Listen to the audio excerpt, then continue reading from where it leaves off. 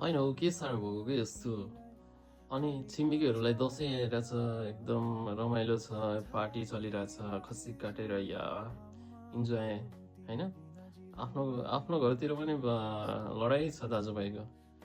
पुरा ठुलो दाजुले यत्रोसम्म सबैलाई होइन 15-20 वर्षसम्म चाहिँ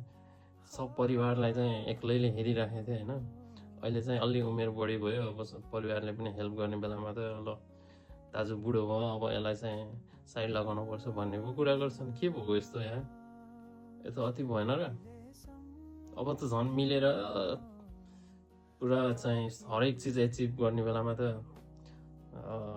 यस्तो पो भइरहेछ के भएको यार यस्तो आज त बवालै गर्नुपर्छ है